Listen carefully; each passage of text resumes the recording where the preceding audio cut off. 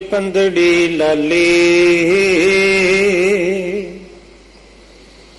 पंद जुलंदड़ी मेरा अंदर ठंडा गुरु दर्शन देख निहाली।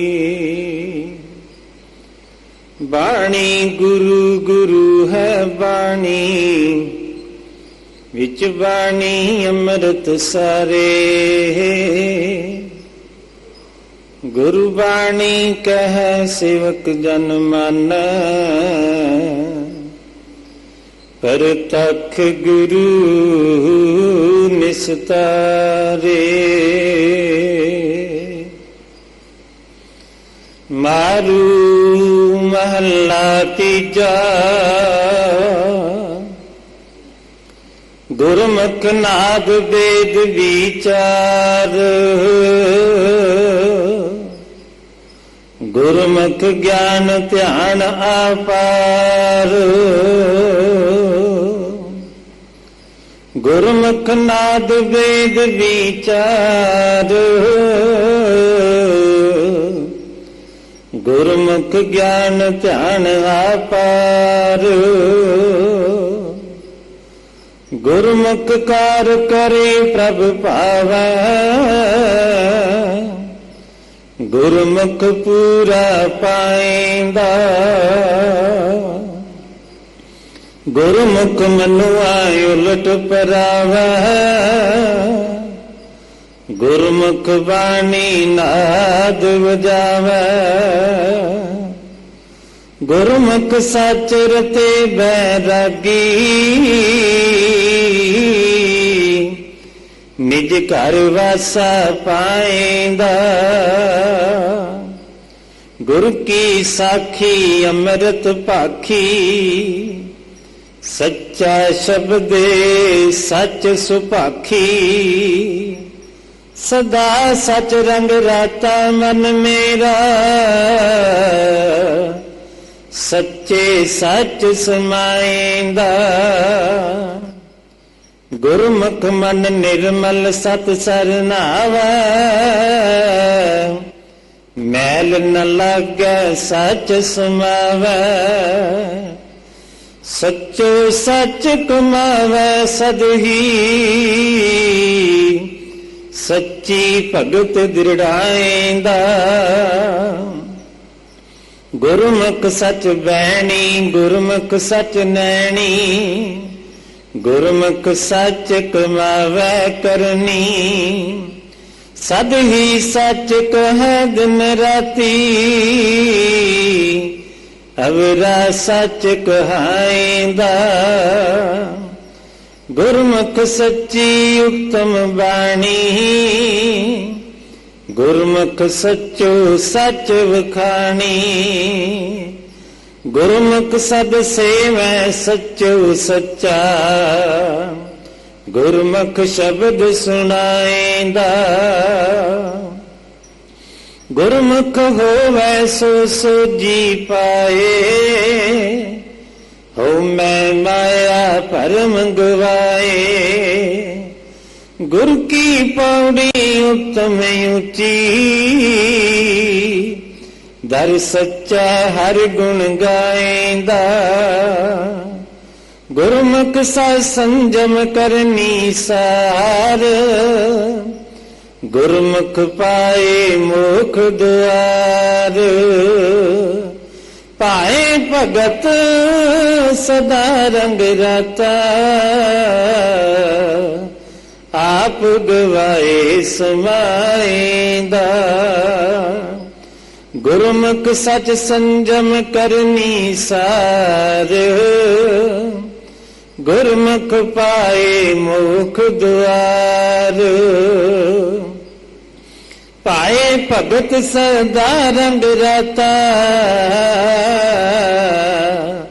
आप गवाए समाएंदा।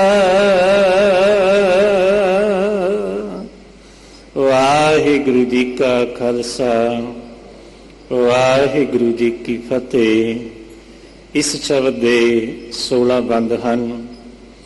ਅੱਠ ਬੰਦਾਂ ਦੀ ਵਿਚਾਰ ਆਪ ਜੀ ਨੂੰ ਸਰਵਣ ਕਰਾ ਰਹੇ ਹਨ। ਅਤੀ ਸਤਿਕਾਰਯੋਗ ਗਿਆਨੀ ਬਲਵਿੰਦਰ ਸਿੰਘ ਜੀ ਆਨੰਦਪੁਰ ਸਾਹਿਬ ਵਾਲੇ, ਉਹਨਾਂ ਪਾਸੋਂ ਬੜੇ ਪਿਆਰ ਨਾਲ ਪਾਵਨ ਸ਼ਬਦ ਦੀ ਵਿਚਾਰ ਸਰਵਣ ਕਰੋ ਜੀ। ਵਾਹਿਗੁਰੂ ਜੀ ਕਾ ਖਾਲਸਾ, ਵਾਹਿਗੁਰੂ ਜੀ ਕੀ ਫਤਿਹ। ਸਤਨਾਮ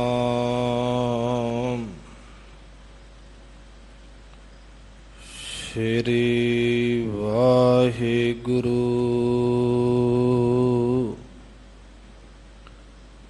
ਸਾਹਿਬ ਜੀ।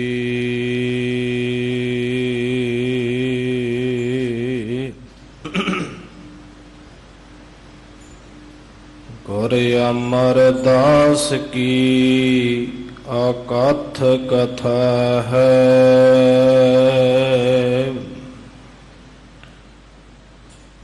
ਇਕ ਜੀਹੀ ਕਛ ਕਹੀ ਨਾ ਜਾਈ।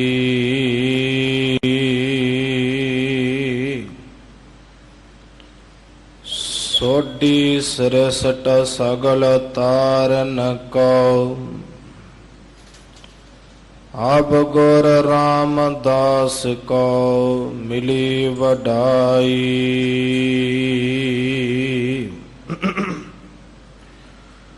ਨਿਰਜਰ ਨਰੂਪ ਹੋਂ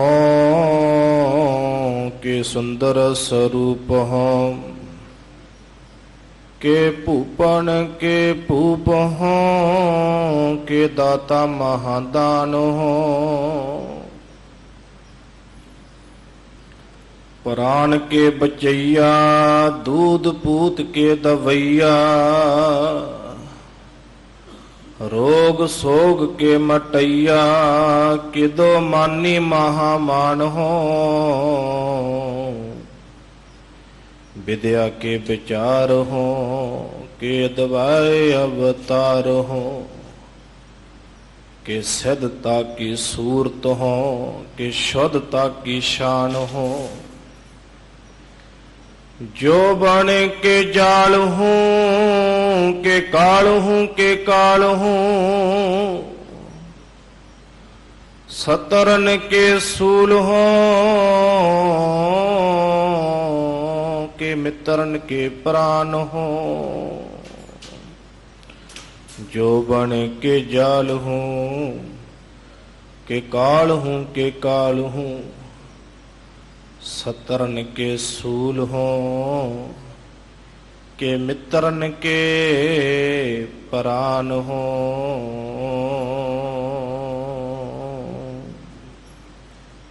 वाहिगुरु जी का खालसा, वाहिगुरु जी की फतेह। परम सत्कारयोग सतगुरां दी साजी और सतगुरां दी नवाजी, गुरु प्यारे गुरु सवारी साध संगत जी, आप जी पावन पवित्र सब संगतां धनता दे युग हन।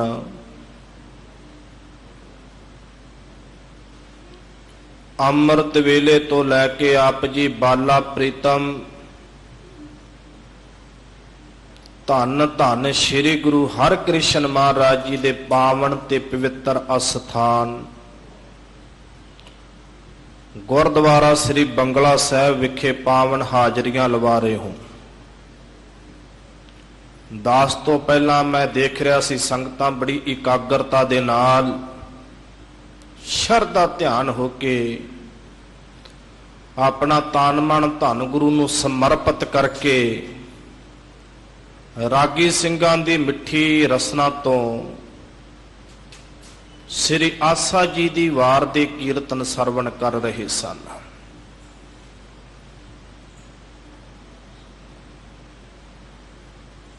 बड़े समय तो आप जी ध्यान अगोचर होके बैठे हों।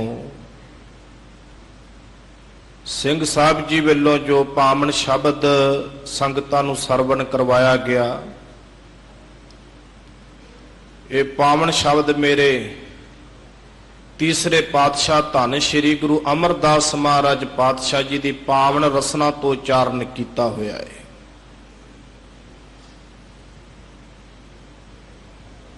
ਭੱਟਾਂ ਨੇ ਮੁਖਾਤਬ ਹੋ ਕੇ ਗੁਰੂ ਅਮਰਦਾਸ ਮਹਾਰਾਜ ਪਾਤਸ਼ਾਹ ਜੀ ਦੀ ਉਸਤਤੀ ਉਚਾਰਨ ਕੀਤੀ, ਜਿਸ ਨੂੰ ਅਸੀਂ ਭੱਟਾਂ ਦੇ ਸਵਈਏ ਬੋਲਦੇ ਹਾਂ। ਉਹ ਗਦ-ਗਦ ਹੋ ਗਏ, ਮਹਾਰਾਜ ਜੀ ਦੇ ਰੰਗ ਦੇ ਵਿੱਚ ਇਹੋ ਜਿਹੇ ਰੱਤੇ ਗਏ ਤੇ ਭੱਟਾਂ ਨੂੰ ਇਹ ਕਹਿਣਾ ਪੈ ਗਿਆ, ਕਹਿਣ ਲੱਗੇ ਘਨ ਹਰ ਬੂੰਦ ਬਸੁਰ ਮਾਵਲ ਕੁਸਮ ਬਸੰਤ ਗਨੰਤ ਨ ਆਵੈ, ਰਬ ਸਸ ਕਰਨ ਉਦਰ ਸਾਗਰ ਕੋ ਗੰਗ ਤਰੰਗੇ ਅੰਤ ਕੋ ਪਾਵੈ, ਰੁਦਰ ਧਿਆਨ ਗਿਆਨ ਸਤਿਗੁਰ ਕੇ ਕਬ ਜਨ ਭਲ ਉਨਹਿ ਜੋ ਗਾਵੈ, ਭੱਲੇ ਅਮਰਦਾਸ ਗੁਣ ਤੇਰੇ ਤੇਰੀ ਉਪਮਾ ਤੋਹੇ ਬਣ ਆਵੈ। ਇਹ ਸੱਚੇ ਪਾਤਸ਼ਾਹ ਧੰਨ ਗੁਰੂ ਅਮਰਦਾਸ ਜੀ, ਜਿਹੜੀ ਤੇਰੀ ਉਪਮਾ ਤੇਰੀ ਵਡਿਆਈ ਹੈ ਕੇਵਲ ਤੈਨੂੰ ਹੀ ਸੋਭਾ ਪਾਉਂਦੀ ਹੈ। ਤੇਰੀ ਵਡਿਆਈ ਤੇਰੀ ਉਪਮਾ ਨੂੰ ਕੋਈ ਹੋਰ ਲੈਣਾ ਚਾਹੇ ਉਹ ਆਪਣਾ ਆਪ ਖਤਮ ਕਰਵਾ ਲਏਗਾ, ਨਾਸ ਕਰਵਾ ਲਏਗਾ, ਪਰ ਤੇਰੀ ਉਪਮਾ ਹੋਰ ਕੋਈ ਨਹੀਂ ਲੈ ਸਕਦਾ। ਸਤਿਗੁਰੂ, ਜਿਹੜੀ ਉਪਮਾ ਤੇਰੀ ਵਡਿਆਈ ਹੈ ਉਹ ਕੇਵਲ ਤੈਨੂੰ ਹੀ ਸੋਭਾ ਪਾਉਂਦੀ ਹੈ, ਹੋਰ ਕਿਸੇ ਨੂੰ ਸੋਭਾ ਨਹੀਂ ਪਾਉਂਦੀ। ਬੜੇ ਲੋਕਾਂ ਨੇ ਯਤਨ ਕੀਤੇ ਕਿ ਗੁਰੂ ਦੀਆਂ ਰੀਸਾਂ ਕਰ ਲਈਏ, ਗੁਰੂ ਦੀਆਂ ਵਡਿਆਈਆਂ ਲੈ ਲਈਏ, ਪਰ ਉਹ ਅਸੰਭਵ। ਉਹ ਆਪਣੇ ਮਨਸੂਬਿਆਂ ਦੇ ਅੰਦਰ ਸਫਲ ਨਹੀਂ ਹੋਏ। ਸਤਿਗੁਰਾਂ ਦੀ ਇੱਕ ਰੀਸ ਕਰਦਾ ਤਪਾ ਵੀ ਮਾਰਿਆ ਗਿਆ ਸੀਗਾ, ਪਰ ਮਹਾਰਾਜ ਜੀ ਦੀ ਵਡਿਆਈ ਹਾਸਲ ਨਾ ਕਰ ਸਕਿਆ। ਖੈਰੇ ਜੱਟਾਂ ਨੂੰ ਤਪੇ ਨੇ ਆਪਣੇ ਮੰਗਰ ਲਾ ਲਿਆ ਸੀਗਾ, ਕਹਿਣ ਲੱਗਾ ਮੈਂ ਹੀ ਸਭ ਕੁਝ ਹਾਂ। ਜਿਹੜੇ ਖੈਰੇ ਜੱਟ ਸਨ ਉਹ ਸਾਰੇ ਦੇ ਸਾਰੇ ਤਪੇ ਦੇ ਕੋਲੇ ਆ ਗਏ ਸਨ। ਤਪੇ ਨੂੰ ਆ ਕੇ ਨਿਆਉਂਦੇ ਵੀ ਸੀਗੇ, ਨੀਵੇਂ ਵੀ ਹੁੰਦੇ ਸਨ। ਕਹਿਣ ਲੱਗੇ ਕਿਸਾਨਾਂ ਦੀ ਇੱਕ ਦਿਨ ਫਸਲ ਮਰ ਗਈ ਤੇ ਉਹ ਤਪੇ ਦੇ ਕੋਲੇ ਆ ਕੇ ਕਹਿਣ ਲੱਗੇ ਤਪਾ ਜੀ ਕੋਈ ਬਾਰਿਸ਼ ਕਰਾਵੋ, ਕਿਉਂਕਿ ਪੁਰਾਤਨ ਸਮੇਂ ਦੇ ਅੰਦਰ ਜਿਹੜੀ ਫਸਲ ਦਾ ਗੁਜ਼ਾਰਾ ਸੀ ਉਹ ਕੇਵਲ ਬਾਰਿਸ਼ਾਂ ਦੇ ਉੱਪਰ ਸੀਗਾ। ਜੇ ਬਾਰਿਸ਼ਾਂ ਪੈ ਜਾਂਦੀਆਂ ਸਨ ਤਾਂ ਫਸਲ ਹੋ ਜਾਂਦੀ ਸੀਗੀ। ਤੇ ਤਪੇ ਨੇ ਇਹਨਾਂ ਲੋਕਾਂ ਨੂੰ ਕਿਹਾ, ਕਹਿਣ ਲੱਗਾ ਪਹਿਲਾਂ ਤੁਸੀਂ ਸਤਿਗੁਰਾਂ ਨੂੰ ਗੁਰੂ ਮੰਨਦੇ ਹੋ, ਪਹਿਲਾਂ ਸਤਿਗੁਰਾਂ ਨੂੰ ਕਹਿਣ ਲੱਗੇ ਇੱਥੋਂ ਬਾਹਰ ਕੱਢ ਦੇਣਾ ਕਰੋ ਤੇ ਫਿਰ ਬਾਅਦ ਵਿੱਚ ਮੈਂ ਬਾਰਿਸ਼ ਪਵਾ ਦੇਵਾਂਗਾ। ਉਹਨਾਂ ਨੇ ਆ ਕਰਕੇ ਸਤਿਗੁਰਾਂ ਨੂੰ ਕਿਹਾ ਮਹਾਰਾਜ ਤੁਸੀਂ ਇੱਥੋਂ ਚਲੇ ਜਾਓ। ਸਤਿਗੁਰੂ ਮਹਾਰਾਜ ਪਾਤਸ਼ਾਹ ਜੀ ਕਹਿਣ ਲੱਗੇ ਜੇ ਸਾਡੇ ਜਾਣ ਕਰਕੇ ਬਾਰਿਸ਼ ਇਹ ਧਰਤੀ ਤੇ ਪੈ ਜਾਵੇਗੀ ਤੇ ਅਸੀਂ ਚਲੇ ਜਾਵਾਂਗੇ। ਸਮਾਂ ਬਤੀਤ ਹੋਇਆ, ਬਾਰਿਸ਼ ਬਣਾ ਪਈ ਤੇ ਸਤਿਗੁਰਾਂ ਤੋਂ ਮਨਮੁਖ ਵੀ ਹੋ ਗਏ, ਬੇਮੁਖ ਵੀ ਹੋ ਗਏ। ਬੜੇ ਪਛਤਾਏ। ਸਿੱਖ ਫੇਰ ਇਕੱਠੇ ਹੋ ਕੇ ਸਤਿਗੁਰਾਂ ਦੀ ਸ਼ਰਨ ਦੇ ਵਿੱਚ ਗਏ। ਮਹਾਰਾਜ ਪਾਤਸ਼ਾਹ ਜੀ ਬਾਰਿਸ਼ ਤਾਂ ਫੇਰ ਨਹੀਂ ਪਈ, ਅਸੀਂ ਤੁਹਾਡੇ ਤੋਂ ਬੇਮੁਖ ਵੀ ਹੋ ਗਏ। ਤੇ ਬਾਬਾ ਬੁੱਢਾ ਸਾਹਿਬ ਜੀ ਕਹਿਣ ਲੱਗੇ ਜਿਸ ਸਤਿਗੁਰਾਂ ਨੂੰ ਤੁਸੀਂ ਇੱਥੋਂ ਕੱਢਿਆ ਹੈ, ਜਿਹੜੀ ਬਾਰਿਸ਼ ਦੀ ਤੁਸੀਂ ਗੱਲ ਕਰਦੇ ਹੋ ਉਹ ਤਾਂ ਗੁਰੂ ਦੇ ਸਿੱਖ ਹੀ ਪਵਾ ਸਕਦੇ, ਗੁਰੂ ਵਾਸਤੇ ਤਾਂ ਕੋਈ ਗੱਲ ਨਹੀਂ ਗੀ। ਕਿਉਂਕਿ ਜਿਹੜੀਆਂ ਇਹ ਰਿੱਧੀਆਂ ਸਿੱਧੀਆਂ ਨੇ, ਰੱਦ ਬਸੇ ਬਾਵਾਂਗ ਜੋ ਤੀਨ ਲੰਕਾਂਤਰ ਮੋਹ ਹੈ, ਇਹ ਤਾਂ ਸਤਿਗੁਰੂ ਜੀ ਦੇ ਸਿੱਖਾਂ ਦੇ ਖੱਬੇ ਹੱਥ ਦੀ ਖੇਡ ਹੈ, ਜਿਹੜੇ ਗੁਰੂ ਦੇ ਪਿਆਰੇ ਹੁੰਦੇ ਨੇ। ਜਾਓ ਜਾ ਕਰਕੇ ਤਪੇ ਨੂੰ ਤੁਸੀਂ ਦਰਵਾਜ਼ਾ ਲੈ ਲਵੋ, ਉਸ ਨੂੰ ਘੜੀਸੋ, ਜਿਹੜੀ ਉਹ ਗੁਫਾ ਦੇ ਵਿੱਚ ਬੈਠਾ ਹੋਇਆ ਹੈ, ਭੋਰੇ ਵਿੱਚ ਬੈਠਾ ਹੋਇਆ ਏ। ਜਿਉਂ ਹੀ ਉਸ ਨੂੰ ਤੁਸੀਂ ਘੜੀਸ ਕੇ ਬਾਹਰ ਲੈ ਕੇ ਜਾਵੋਗੇ ਤਿਉਂ ਹੀ ਬਾਰਿਸ਼ ਪੈ ਜਾਵੇਗੀ। ਹੁਣ ਗੁਰੂ ਦੇ ਸਿੱਖਾਂ ਦੀ ਰਸਨਾ ਤੇ ਪ੍ਰਭੂ ਵਸਦਾ। ਪ੍ਰਭੂ ਇਹ ਕੋਈ ਅੱਤ ਕਥਨੀ ਵਾਲੀ ਗੱਲ ਨਹੀਂ ਗੀ। ਗੁਰਬਾਣੀ ਨੇ ਇਸ ਉੱਤੇ ਮੋਹਰ ਲਾ ਦਿੱਤੀ, ਪ੍ਰਭ ਜੀ ਬਸੇ ਸਾਧ ਕੀ ਰਸਨਾ। ਜਿਹੜਾ ਪ੍ਰਭੂ ਹੈ ਸਾਧੂਆਂ ਦੀ ਰਸਨਾ ਤੇ ਵਸਦਾ ਹੈ, ਸਤਿਪੁਰਸ਼ੇ ਮਹਾਂਪੁਰਖਾਂ ਦੀ ਰਸਨਾ ਤੇ ਵਸਦਾ ਹੈ। ਹੁਣ ਮਹਾਂਪੁਰਖਾਂ ਦਾ ਕਿਹਾ ਹੋਇਆ ਸ਼ਬਦ ਜਦੋਂ ਇਹਨਾਂ ਨੇ ਕਿਸਾਨਾਂ ਨੇ ਜਾ ਕਰਕੇ ਤਪੇ ਦੀ ਜਿਹੜੀ ਗੁਫਾ ਬਣੀ ਹੋਈ ਸੀ ਨਾ, ਜਿਵੇਂ ਅੱਜ ਦੇ ਸਾਧ ਗੁਫਾ ਬਣਾ ਕੇ ਬੈਠ ਜਾਂਦੇ ਐ, ਉਹ ਗੁਫਾ ਬਣੀ ਹੋਈ ਸੀ। ਉਹ ਗੁਫਾ ਨੂੰ ਜਾ ਕੇ ਖੜਖੜਾਇਆ ਤਾਂ ਬੱਦਲ ਹੋ ਗਏ। ਕਿਸਾਨਾਂ ਨੂੰ ਹੋਰ ਯਕੀਨ ਹੋ ਗਿਆ ਵੀ ਸਿੱਖਾਂ ਦੇ ਬਚਨ ਅਟੱਲ ਹੈ। ਤਪੇ ਨੂੰ ਜਿਉਂ ਹੀ ਅੰਦਰੋਂ ਘੜੀਸਿਆ ਤਾਂ ਬੂੰਦਾਬਾਂਦੀ ਸ਼ੁਰੂ ਹੋ ਗਈ। ਜਿਉਂ ਖਹਿਰੇ ਜੱਟ ਕਹਿੰਦੇ ਖੇਤਾਂ ਵਿੱਚ ਲੈ ਕੇ ਗਏ ਤਾਂ ਬਾਰਿਸ਼ ਹੋ ਗਈ। ਮੇਰੇ ਚੌਥੇ ਪਾਤਸ਼ਾਹ ਨੂੰ ਫਿਰ ਇਹ ਕਹਿਣਾ ਪਿਆ, ਤਪਾ ਨਾ ਹੋਵੇ ਅੰਦਰੋਂ ਲੋਭੀ, ਨਿਤ ਮਾਇਆ ਨੂੰ ਫਿਰੈ ਜਜਮਾਲਿਆ, ਅੱਗੋਂ ਦੇ ਸੱਦਿਆ ਸੱਤੇ ਦੀ ਭਿਖਿਆ ਲਏ ਨਾਹੀ, ਪਿਛੋਂ ਦੇ ਪਛਤਾਏ ਕੈ, ਆਣ ਤਪੈ ਪੁੱਤ ਵਿੱਚ ਬਹਾਲਿਆ। ਸਾਹਮਣੇ ਕਿਸੇ ਤੋਂ ਮਾਇਆ ਨਹੀਂ ਲੈਂਦਾ, ਤੇ ਜਦੋਂ ਪੰਗਤ ਬੈਠਦੀ ਹੈ ਉਦੋਂ ਆਪਣੇ ਪੁੱਤ ਨੂੰ ਵਿੱਚ ਬਹਾ ਦਿੰਦਾ ਹੈ। ਆਣ ਤਪੈ ਪੁੱਤ ਵਿੱਚ ਬਹਾਲਿਆ। ਫਿਰ ਚੌਥੇ ਪਾਤਸ਼ਾਹ ਮਹਾਰਾਜ ਜੀ ਨੇ ਸ਼ਬਦ ਕਹੇ, ਕਹਿੰਦੇ ਮਹਾਂਪੁਰਖਾਂ ਕੀ ਨਿੰਦਾ ਕਾ, ਵੇਖ ਤਪੈ ਨੂੰ ਫਲ ਲੱਗਾ, ਸਭ ਗਿਆ ਤਪੇ ਕਾ ਘਾਲਿਆ। ਜਿੰਨਾ ਵੀ ਕਮਾਇਆ ਹੋਇਆ ਸੀ ਨਾ ਧਨ ਦੌਲਤ, ਮਹਾਂਪੁਰਖਾਂ ਦੀ ਨਿੰਦਿਆ ਦਾ ਇਹ ਫਲ ਮਿਲਿਆ। ਜਿੰਨਾ ਵੀ ਕਮਾਇਆ ਹੋਇਆ ਸੀਗਾ ਸਾਰੇ ਦਾ ਸਾਰਾ ਕਹਿੰਦੇ ਖਤਮ ਹੀ ਹੋ ਗਿਆ ਵਿਆ। ਬਾਹਰ ਤਾਂ ਪੰਚਾਂ ਦੇ ਵਿੱਚ ਬਹਿ ਕਰਕੇ ਆਪਣੇ ਆਪ ਨੂੰ ਤਾਪਾ ਅਖਵਾਉਂਦਾ ਹੈ। ਬਾਹਰਲੇ ਲੋਕਾਂ ਦੇ ਵਿੱਚ ਬਾਰ ਬਹੇ ਪੰਚਾਂ ਨੂੰ ਤਪਾ ਸਦਾਏ। ਬਾਹਰ ਤਾਂ ਬਹਿ ਕੇ ਇਹ ਪੰਚਾਂ ਨੂੰ ਤਪਾ ਸਦਾਉਂਦਾ, ਪਰ ਕਹਿੰਦੇ ਮਹਾਰਾਜ ਅੰਦਰਲਾ ਪਾਪ ਪੰਚਾਂ ਨੂੰ ਉੱਗਾ ਕਰ ਵਿਖਾਲਿਆ। ਅੰਦਰ ਜਿਹੜੇ ਪਾਪ ਹੁੰਦੇ ਸਨ ਨਾ, ਉਹ ਜਿਹੜੇ ਸੀਨੀਅਰ ਪੰਚ ਸਨ, ਸੀਨੀਅਰ ਲੋਕ ਸਨ, ਮਹਾਰਾਜ ਪਾਤਸ਼ਾਹ ਜੀ ਨੇ ਦਿਖਾ ਦਿੱਤਾ ਤਪਾ ਤਾਂ ਇਹ ਕਰਦਾ ਏ। ਅੰਦਰਲਾ ਪਾਪ ਜਿਹੜਾ ਅੰਦਰ ਕਰ ਰਿਹਾ ਸੀ ਬਹਿ ਕੇ ਪਾਪ, ਅੰਦਰਲਾ ਪਾਪ ਪੰਚਾਂ ਨੂੰ ਉੱਗਾ ਕਰ ਵਿਖਾਲਿਆ। ਆ ਹੁਣੇ ਹੋਇਆ ਨਾ, ਮਹਾਰਾਜ ਜੀ ਦੀਆਂ ਰੀਸਾਂ ਕਰਦਾ ਸੀ, 10ਵੇਂ ਪਾਤਸ਼ਾਹ ਜੀ ਦੀ, ਕਲਗੀਧਰ ਪਾਤਸ਼ਾਹ ਜੀ ਦੀਆਂ ਰੀਸਾਂ ਕਰਕੇ ਗੁਰੂ ਬਣ ਸਕਦਾ ਏ। ਰੀਸਾਂ ਕਰਦਾ ਸੀ ਕਲਗੀਧਰ ਗੁਰੂ ਗੋਬਿੰਦ ਸਿੰਘ ਪਾਤਸ਼ਾਹ, ਪੁੱਤਰਾਂ ਦੇ ਦਾਨੀ, ਅੰਮ੍ਰਿਤ ਕੇ ਦਾਤੇ ਦੀਆਂ ਰੀਸਾਂ ਕਰਨ ਵਾਲਾ ਉਹ ਕੀਤਾ ਪਿਆ ਹੈ। ਅੰਦਰਲਾ ਪਾਪ ਜਿਹੜਾ ਗੁਫਾ ਵਿੱਚ ਹੋ ਰਿਹਾ ਸੀ ਨਾ ਪਾਪ,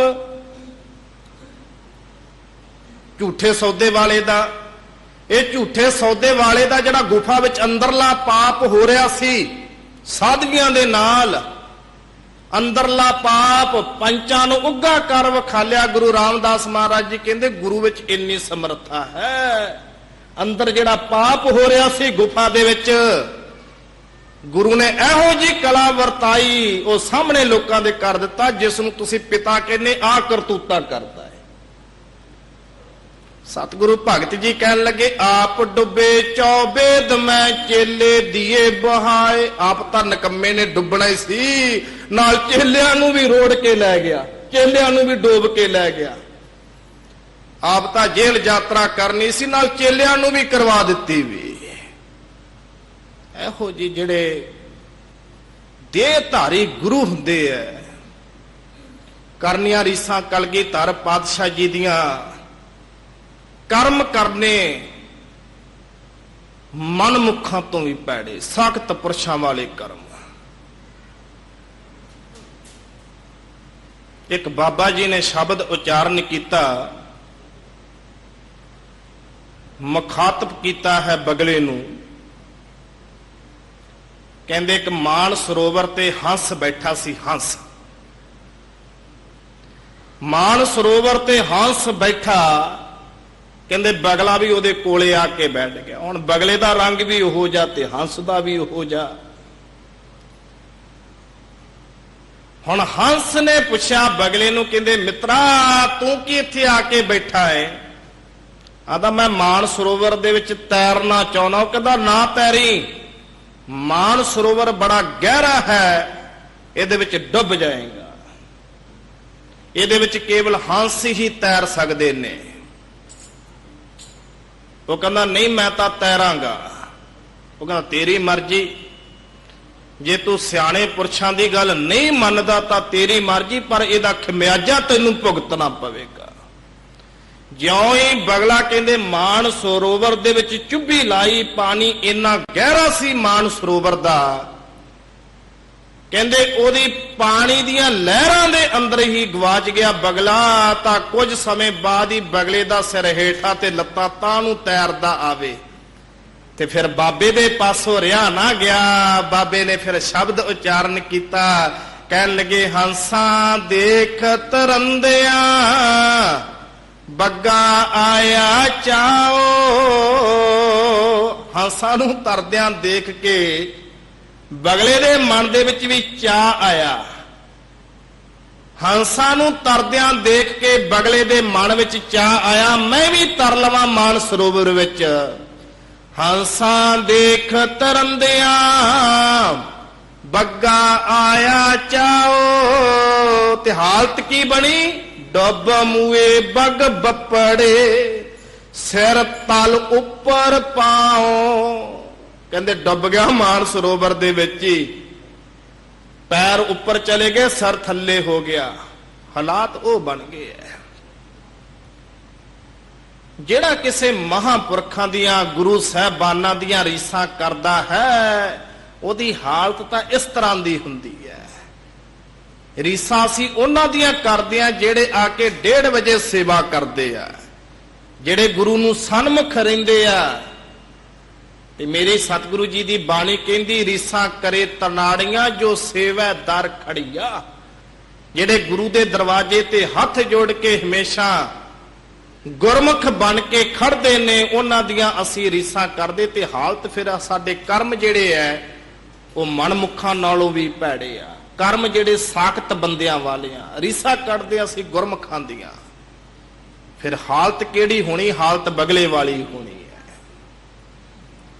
ਦੇਹ ਧਾਰੀ ਗੁਰੂ ਮਹਾਰਾਜ ਜੀ ਕਹਿੰਦੇ ਕਾਚੇ ਗੁਰ ਤੇ ਮੁਕਤ ਨਾ ਹੁਆ। ਦੇਹ ਧਾਰੀ ਗੁਰੂ ਤੋਂ ਕਦੇ ਕੱਚੇ ਗੁਰੂ ਤੋਂ ਮੁਕਤੀ ਨਹੀਂ ਮਿਲਦੀ। ਇਸੇ ਕਰਕੇ ਸਤਿਗੁਰੂ ਜੀ ਨੇ ਸ਼ਬਦ ਦੇ ਅਵਤਾਰ ਸੱਚੇ ਰਹਿਬਰ ਕਨਾਇਤ ਦੇ ਰਹਿਬਰ ਦੁਨੀਆ ਦੇ ਮਾਲਿਕ ਸ੍ਰੀ ਗੁਰੂ ਗ੍ਰੰਥ ਸਾਹਿਬ ਮਹਾਰਾਜ ਪਾਤਸ਼ਾਹ ਜੀ ਨੂੰ ਸਾਨੂੰ ਕਿਹਾ ਵੀ ਸਭ ਸਿੱਖਣ ਕੋ ਹੁਕਮ ਹੈ ਗੁਰੂ ਮਾਨਿਓ ਗ੍ਰੰਥ। ਕਿਸੇ ਦੱਬੀ ਕਿਸੇ ਪਖੰਡੀ ਦੇ ਵੱਲ ਨਾ ਜਾਵੋ। ਖੈਰ ਰਹੋ ਵਿਚਾਰ। ਆਪਾਂ ਨਾਲ ਨਾਲ ਸ਼ਬਦ ਦੀ ਵਿਚਾਰ ਪ੍ਰਾਰੰਭ ਕਰੀਏ, ਨਾਲ ਗੁਰਮਤਿ ਵਿਚਾਰਾਂ ਵੀ ਇਸੇ ਤਰ੍ਹਾਂ ਹੁੰਦੀਆਂ ਜਾਣਗੀਆਂ। ਜਿਤਨੀਆਂ ਵੀ ਸੰਗਤਾਂ ਬੈਠੀਆਂ ਨੇ ਰਸਨਾ ਨੂੰ ਕਰੋ, ਸਭ ਸੰਗਤਾਂ ਪਵਿੱਤਰ ਆਖੋ ਜੀ ਸਤਨਾਮ ਸ੍ਰੀ ਵਾਹਿਗੁਰੂ ਸਾਹਿਬ ਜੀ। ਸਤਨਾਮ ਸ੍ਰੀ ਮਾਰੂ ਮਹੱਲਾ ਤੀਜਾ। ਗੁਰਮੁਖ ਨਾਦ ਵੇਦ ਵਿਚਾਰ, ਗੁਰਮੁਖ ਗਿਆਨ ਧਿਆਨ ਆਪਾਰ। ਗੁਰਮੁਖ ਕਿਸ ਨੂੰ ਆਖਿਆ ਜਾਂਦਾ ਏ? ਇੱਕ ਮਨਮੁਖ ਤੇ ਦੂਸਰਾ ਗੁਰਮੁਖ। ਮਨਮੁਖ ਉਸ ਨੂੰ ਆਖਦੇ ਆ ਜਿਹੜਾ ਮਨ ਦੀ ਗੱਲ ਨੂੰ ਮੁੱਖ ਰੱਖ ਲਵੇ ਤੇ ਮਨ ਦਾ ਕਹਿਆ ਹੋਇਆ ਸਤ ਸੰਗਤ ਦੇ ਵਿੱਚ ਬੈਠਣ ਨਹੀਂ ਦਿੰਦਾ ਪਿਆ। ਜਦੋਂ ਮਨ ਕਹਿੰਦਾ ਵੀ ਤੂੰ ਕੀ ਲੈਣਾ ਸੰਗਤ ਦੇ ਵਿੱਚੋਂ, ਇੱਥੇ ਤਾਂ 2 ਘੰਟੇ ਕੀਰਤਨ ਨੂੰ ਲੱਗਣਗੇ, ਤੇ ਮਨ ਨੇ ਪ੍ਰੇਰਿਆ ਤਾਂ ਸਰੀਰ ਉੱਠ ਕੇ ਚਲੇ ਗਿਆ। ਮਨ ਨੇ ਪ੍ਰੇਰਿਆ ਤਾਂ ਸਰੀਰ ਉੱਠ ਕੇ ਚਲੇ ਗਿਆ ਬਾਹਰ। ਜਿਹੜਾ ਮਨ ਦੀ ਗੱਲ ਨੂੰ ਮੁੱਖ ਰੱਖ ਲਵੇ, ਜੋ ਮਨ ਨੇ ਕਿਹਾ ਉਸ ਨੂੰ ਮਨਮੁਖ ਕਹਿੰਦੇ ਆ। ਦੂਸਰੇ ਪਾਸੇ ਗੁਰਮੁਖ ਜਿਹੜੇ ਗੁਰੂ ਦੇ ਮੁਖ ਦੇ ਵਿੱਚੋਂ ਨਿਕਲੇ ਹੋਏ ਬਚਨਾਂ ਨੂੰ ਕਮਾ ਲਵੇ ਜ਼ਿੰਦਗੀ ਦੇ ਵਿੱਚ। ਹੁਣ ਗੁਰੂ ਕੀ ਕਹਿੰਦਾ? ਅੰਮ੍ਰਿਤ ਵੇਲੇ ਉੱਠ। ਗੁਰੂ ਕਹਿੰਦਾ ਗੁਰਾਂ ਦੀ ਬਾਣੀ ਪੜ੍ਹ। ਗੁਰੂ ਕਹਿੰਦਾ ਸੇਵਾ ਕਰ। ਹੁਣ ਗੁਰੂ ਦੇ ਮੁਖ ਦੇ ਵਿੱਚੋਂ ਨਿਕਲੇ ਹੋਏ ਬਚਨਾਂ ਨੂੰ ਕਮਾ ਲਵੇ ਤਾਂ ਉਸ ਨੂੰ ਕਹਿੰਦੇ ਆ ਗੁਰਮੁਖ। ਉਹ ਗੁਰਮੁਖ ਹੈ। ਹੁਣ ਸਤਿਗੁਰੂ ਮਹਾਰਾਜ ਪਾਤਸ਼ਾਹ ਜੀ ਗੁਰਮੁਖਾਂ ਦੇ ਬਾਰੇ ਦੱਸਦੇ ਨੇ। ਜਿਹੜੇ ਗੁਰਮੁਖ ਹੁੰਦੇ ਨੇ ਨਾ, ਗੁਰਮੁਖ, ਉਹ ਆਪਣੇ ਜਨਮ ਨੂੰ ਸਵਾਰ ਕੇ ਵਾਹਿਗੁਰੂ ਦੇ ਵਿੱਚ ਜਾ ਕੇ ਭੇਦ ਹੋ ਜਾਂਦੇ ਨੇ। ਉਹ ਆਪਣੇ ਜਨਮ ਨੂੰ ਸਵਾਰ ਲੈਂਦੇ ਆ, ਇਹ ਮਨੁੱਖਾ ਦੇਹੀ ਨੂੰ। ਇਹ ਵੀ ਹੁਣ ਬਾਬੇ ਨੇ ਇਸ ਗੱਲ ਉੱਤੇ ਮੋਹਰ ਲਾ ਦਿੱਤੀ। ਮਹਾਰਾਜ ਜੀ ਕਹਿੰਦੇ ਗੁਰਮੁਖ ਜਨਮ ਸਵਾਰ ਦਰਗਹਿ ਚੱਲਿਆ। ਗੁਰਮੁਖ ਤਾਂ ਆਪਣੇ ਜਨਮ ਨੂੰ ਸਵਾਰ ਕੇ ਆਪਣਾ ਜੀਵਨ ਗੁਰੂ ਨੂੰ ਸਮਰਪਿਤ ਜਿਨ੍ਹਾਂ ਨੇ ਕਰ ਦਿੱਤਾ ਸੀ, ਗੁਰੂ ਦੇ ਮੁਖ ਦੇ ਵਿੱਚੋਂ ਨਿਕਲੇ ਹੋਏ ਬਚਨਾਂ ਨੂੰ ਕਮਾਇਆ, ਉਹਨਾਂ ਨੇ ਆਪਣੇ ਜਨਮ ਨੂੰ ਸਵਾਰ ਕੇ ਦਰਗਾਹ ਦੇ ਵੱਲ ਚਾਲੇ ਪਾ ਦਿੱਤੇ। ਹੁਣ ਸਤਿਗੁਰੂ ਮਹਾਰਾਜ ਪਾਤਸ਼ਾਹ ਜੀ ਉਹਨਾਂ ਗੁਰਮੁਖਾਂ ਦੇ ਬਾਰੇ ਸਾਨੂੰ ਉਪਦੇਸ਼ ਦਿੰਦੇ ਨੇ। ਗੁਰਮੁਖ ਨਾਦ ਵੇਦ ਵਿਚਾਰ।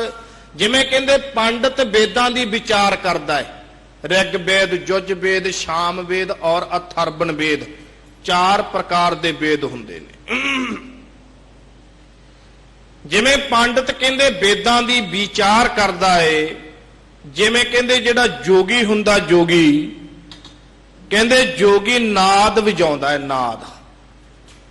ਕਹਿੰਦੇ ਜਿਹੜੇ ਗੁਰਮੁਖ ਹੁੰਦੇ ਨੇ ਨਾ, ਉਹ ਆਪਣਾ ਜੀਵਨ ਇਸੇ ਤਰ੍ਹਾਂ ਵਾਹਿਗੁਰੂ ਨੂੰ ਸਮਰਪਿਤ ਕਰਕੇ, ਕਹਿੰਦੇ ਵਾਹਿਗੁਰੂ ਦੇ ਮੁਖ ਦੇ ਵਿੱਚੋਂ ਨਿਕਲੇ ਹੋਏ ਬਚਨਾਂ ਨੂੰ ਕਮਾ ਕੇ ਤੇ ਸਿਮਰਨ ਕਰਦੇ ਨੇ।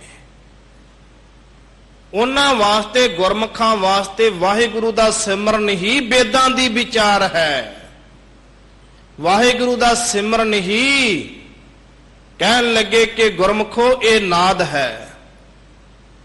ਗੁਰਮੁਖ ਗਿਆਨ ਧਿਆਨ ਅਪਾਰ। ਗਿਆਨ ਚਰਚਾ, ਧਿਆਨ ਸਮਾਧੀ ਲਾਉਣੀ। ਗੁਰਮੁਖਾਂ ਵਾਸਤੇ ਸਿਮਰਨ ਹੀ ਗਿਆਨ ਹੈ, ਗੁਰਮੁਖਾਂ ਵਾਸਤੇ ਸਿਮਰਨ ਹੀ ਧਿਆਨ ਹੈ।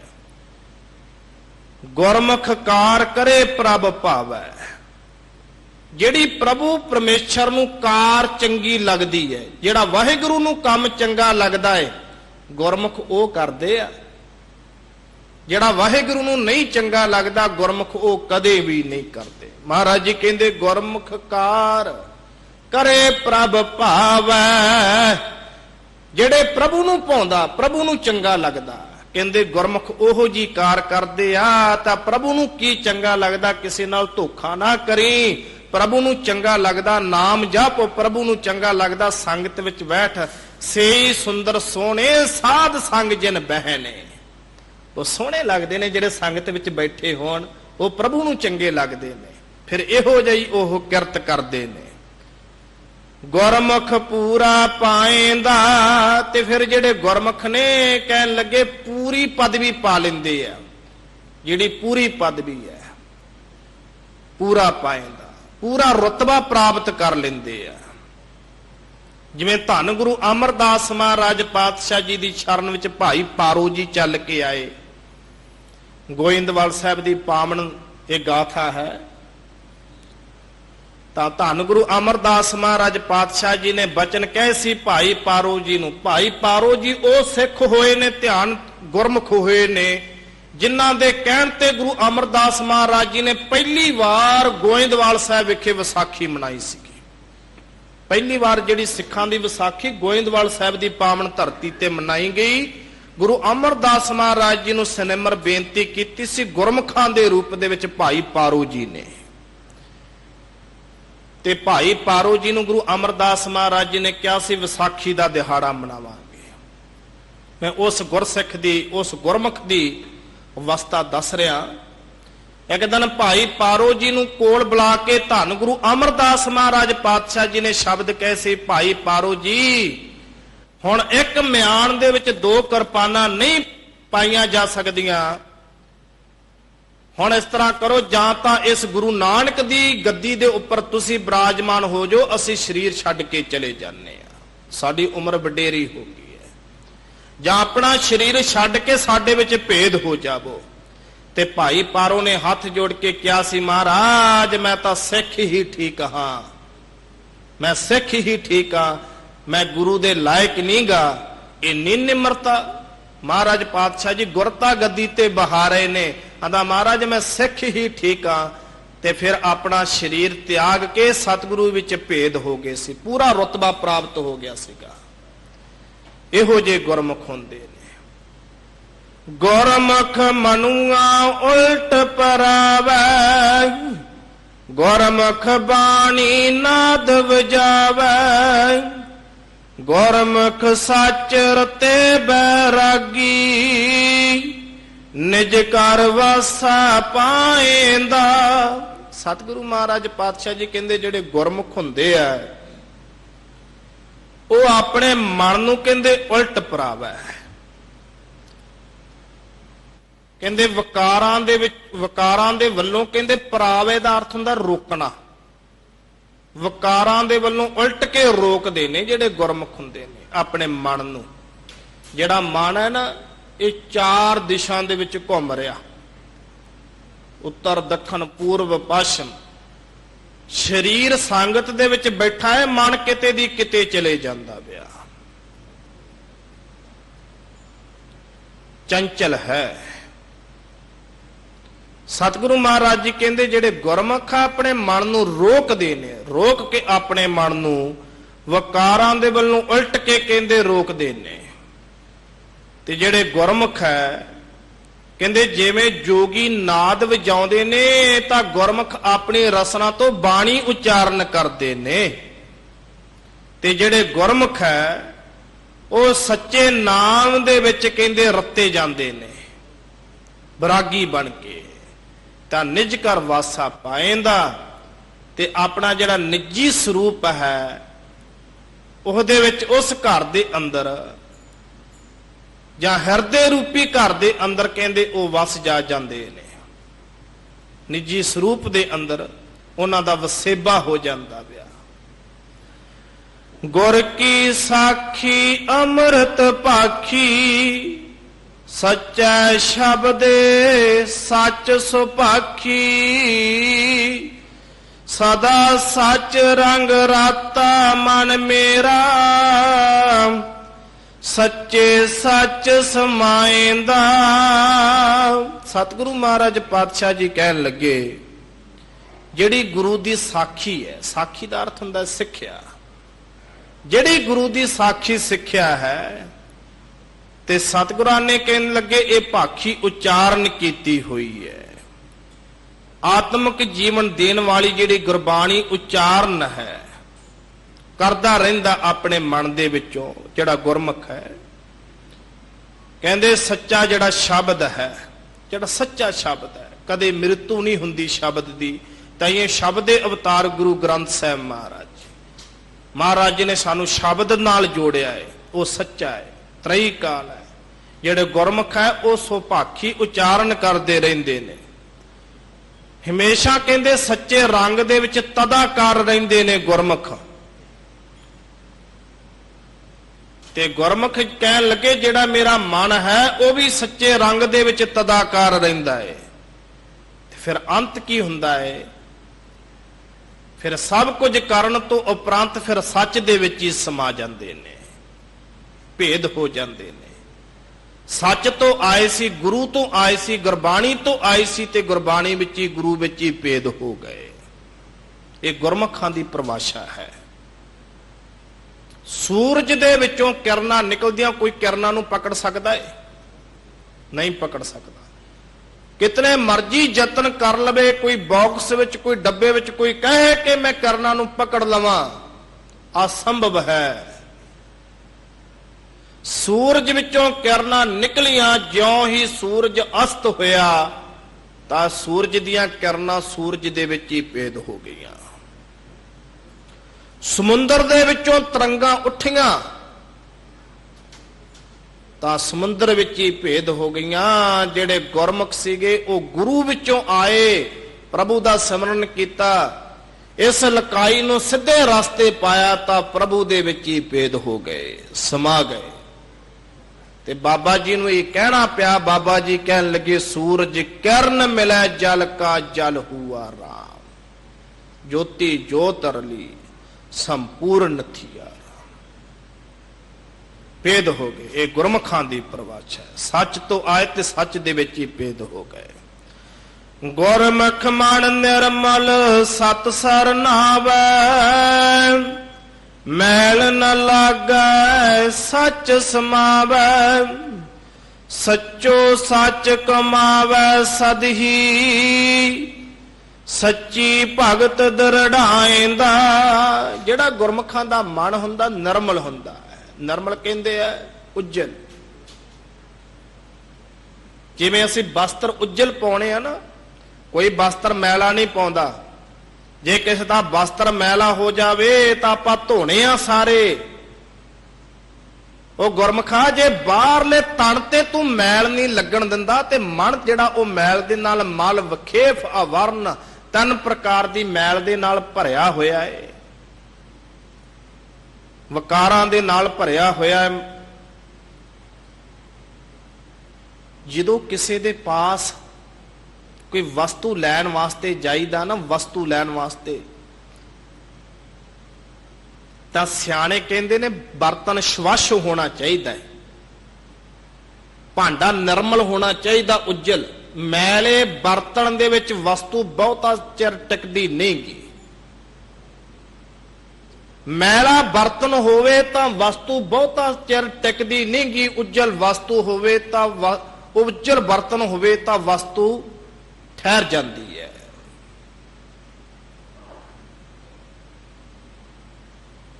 ਜੇ ਤੇਰਾ ਹਿਰਦਾ ਮੈਲਾ ਹੈ ਤਾਂ ਕਹਿੰਦੇ ਜਿਤਨਾ ਮਰਜੀ ਤੂੰ ਚੰਗੇ ਕਰਮ ਕਰ, ਬਹੁਤੇ ਸਮੇਂ ਕਹਿੰਦੇ ਇਸ ਮੈਲੇ ਹਿਰਦੇ ਵਿੱਚ ਕਰਮ ਟਿਕ ਨਹੀਂ ਸਕਦੇ ਵੇ। ਤੇ ਜੇ ਹਿਰਦਾ ਉਜਲ ਹੈ, ਥੋੜੇ ਗੁਣ ਵੀ ਹੋਣ, ਥੋੜੇ ਸੂਸ਼ਮ ਜਿਹੜੇ ਕਰਮ ਵੀ ਕਰ ਤਾਂ ਕਹਿੰਦੇ ਉਹ ਵੀ ਟਿਕ ਜਾਣਗੇ। ਤਾਈਓ ਬਾਬਾ ਜੀ ਨੂੰ ਇਹ ਕਹਿਣਾ ਪਿਆ, ਕਹਿੰਦੇ ਇਹ ਜੀਵਨ ਹੋਣਾ ਚਾਹੀਦਾ ਜੀਹੋ ਨਿਰਮਲ ਬਾਹਰੋਂ ਨਿਰਮਲ। ਜਿਹੋ ਜਿਹਾ ਤੂੰ ਬਾਹਰੋਂ ਹੈ ਤੇ ਉਹੋ ਜਿਹਾ ਹੀ ਅੰਦਰੋਂ ਹੋਣਾ ਚਾਹੀਦਾ ਹੈ। ਬਾਹਰੋਂ ਵੀ ਨਿਰਮਲ, ਅੰਦਰੋਂ ਵੀ ਨਿਰਮਲ। ਕਹਿੰਦੇ ਜਿਹੜੇ ਗੁਰਮੁਖ ਹੁੰਦੇ ਨੇ ਉਹਨਾਂ ਦਾ ਮਨ ਬੜਾ ਨਿਰਮਲ ਹੁੰਦਾ ਹੈ। ਸਤ ਸਰ ਨਾਵੈ, ਕਹਿੰਦੇ ਉਹ ਸੱਚਾ ਜਿਹੜਾ ਸਰੋਵਰ ਹੈ, ਨਾਮ ਰੂਪੀ ਸਰੋਵਰ ਹੈ, ਉਹ ਸਰੋਵਰ ਦੇ ਵਿੱਚ ਕਹਿੰਦੇ ਨਹਾਉਂਦੇ ਨੇ, ਉਹਦੇ ਵਿੱਚ ਚੁੱਭੀਆਂ ਮਾਰਦੇ ਨੇ, ਆਪਣੇ ਮਨ ਦਾ ਇਸ਼ਨਾਨ ਕਰਵਾਉਂਦੇ ਨੇ।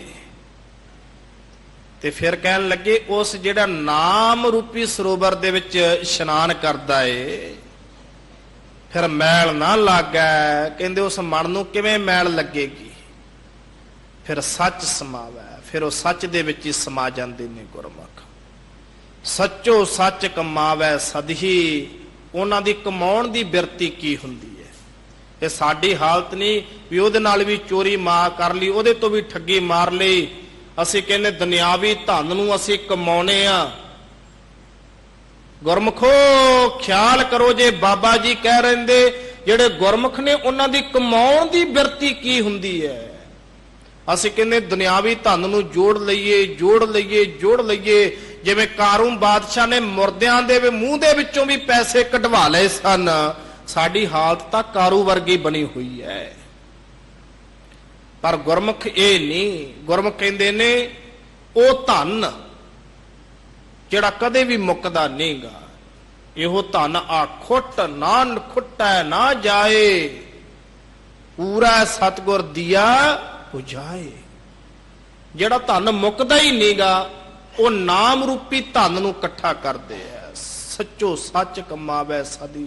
ਉਹ ਸੱਚ ਕਮਾਉਂਦੇ ਨੇ, ਸੱਚ ਬੋਲਦੇ ਨੇ। ਹੁਣ ਸੱਚ ਬੋਲਣ ਦੇ ਵਿੱਚ ਕਿਸੇ 'ਚ ਜੁਰਤ, ਇਹ ਤਾਂ ਧੰਨ ਗੁਰੂ ਨਾਨਕ ਦੇਵ ਮਹਾਰਾਜ ਪਾਤਸ਼ਾਹ ਜੀ ਨੇ ਜਦੋਂ ਸੱਚ ਬੋਲਿਆ ਸੀਗਾ ਤਾਂ ਏਮਨਾਬਾਦ ਦੀ ਧਰਤੀ ਹਿੱਲ ਗਈ ਸੀ। ਉਸ ਸਮੇਂ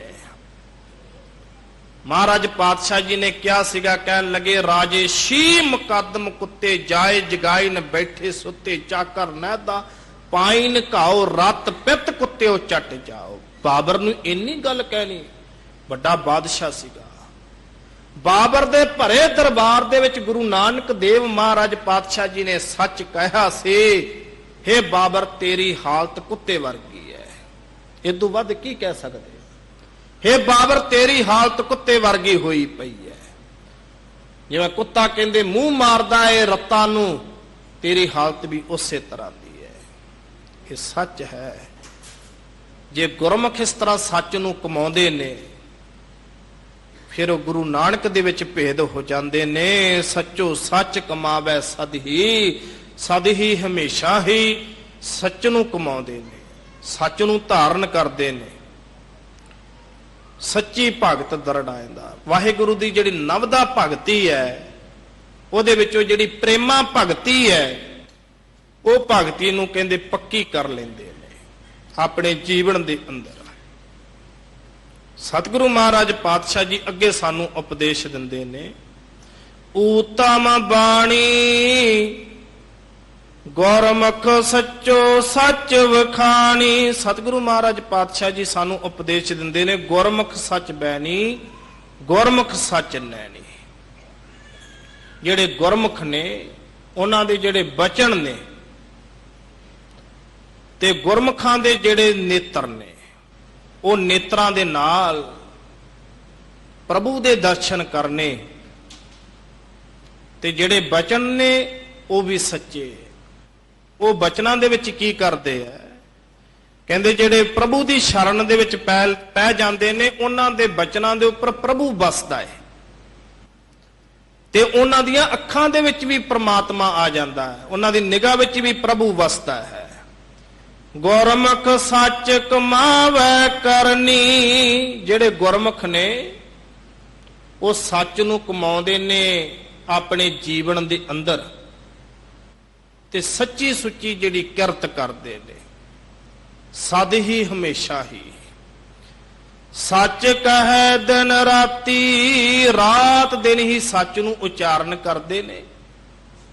ਸੱਚ ਕੀ? ਪ੍ਰਭੂ ਦਾ ਸਿਮਰਨ। ਅਵਰਾ ਸੱਚ ਕਹਾਏਂਦਾ।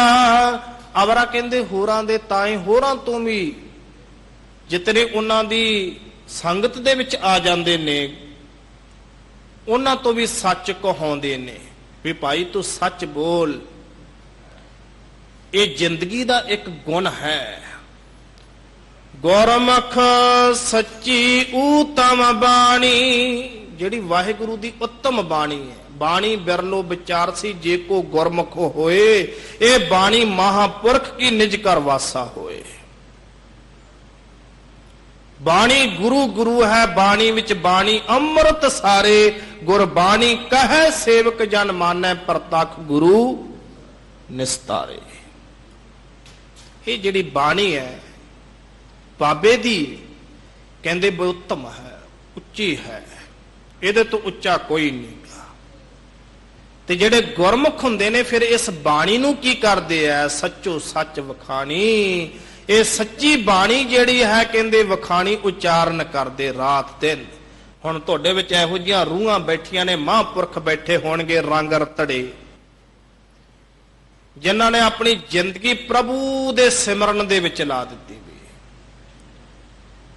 ਇਹੋ ਜਿਹੀਆਂ ਸੰਗਤਾਂ ਬੈਠੀਆਂ ਨੇ, ਕਈ 21 ਪਾਠ ਸ੍ਰੀ ਜਪਜੀ ਸਾਹਿਬ ਦੇ ਕਰਦੇ ਨੇ ਅੰਮ੍ਰਿਤ ਵੇਲੇ। ਮਹਾਰਾਜ ਪਾਤਸ਼ਾਹ ਜੀ ਕਹਿੰਦੇ ਗੁਰਮੁਖ ਦੀ ਪਰਿਭਾਸ਼ਾ ਹੈ, ਇਹ ਗੁਰਮੁਖ ਦੀ ਡੈਫੀਨੇਸ਼ਨ ਹੈ। ਗੁਰਮੁਖ ਸਾਧ ਸੇਵੈ ਸੱਚੋ ਸੱਚਾ, ਗੁਰਮੁਖ ਸ਼ਬਦ ਸੁਣਾਏਂਦਾ। ਕਹਿੰਦੇ ਜਿਹੜੇ ਗੁਰਮੁਖ ਹੁੰਦੇ ਨੇ ਹਮੇਸ਼ਾ ਹੀ ਕਹਿੰਦੇ ਸੇਵਾ ਕਰਦੇ ਨੇ। ਕਿਹਦੀ ਭਾਈ? ਸੱਚੋ ਸੱਚਾ। ਜਿਹੜਾ ਵਾਹਿਗੁਰੂ ਪਰਮੇਸ਼ਰ ਆਦ ਸੱਚ, ਜੁਗਾਦ ਸੱਚ, ਹੈ ਪੀ ਸੱਚ। ਨਾਨਕ ਬੀਤ ਗਿਆ ਸਮਾਂ, ਉਹਦੇ ਵਿੱਚ ਵੀ ਸੱਚਾ ਸੀ। ਵਰਤਮਾਨ ਚੱਲ ਰਿਹਾ ਹੈ, ਇਹਦੇ ਵਿੱਚ ਵੀ ਸੱਚਾ ਹੈ। ਆਉਣ ਵਾਲਾ ਭਵਿੱਖਤ ਕਾਲ ਉਹਦੇ ਵਿੱਚ ਵੀ ਸੱਚਾ ਹੋਵੇਗਾ।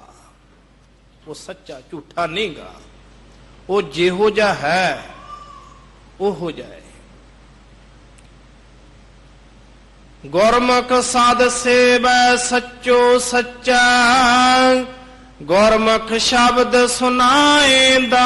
ਮਹਾਰਾਜ ਜੀ ਕਹਿੰਦੇ ਜਿਹੜੇ ਗੁਰਮੁਖ ਹੁੰਦੇ ਆ ਉਹ ਹਮੇਸ਼ਾ ਕਹਿੰਦੇ ਸੇਵਾ ਕਰਦੇ ਆ। ਕਿਹਦੀ ਸੇਵਾ ਕਰਦੇ ਆ? ਉਹ ਸੇਵਾ ਕਰਦੇ ਵਾਹਿਗੁਰੂ ਜਿਹੜਾ ਸੱਚਾ ਹੈ, ਤ੍ਰਈ ਕਾਲ ਆਬਾਦ ਦਤਵੰਸ ਤਤਵੰਗ ਸਰੂਪ ਹੈ। ਵਾਹਿਗੁਰੂ ਜਿਹੜਾ ਸੱਚਾ ਹੈ, ਤਿੰਨ ਕਾਲਾਂ ਦੇ ਅੰਦਰ ਉਹਦੀ ਸੇਵਾ ਕਰਦੇ ਆ।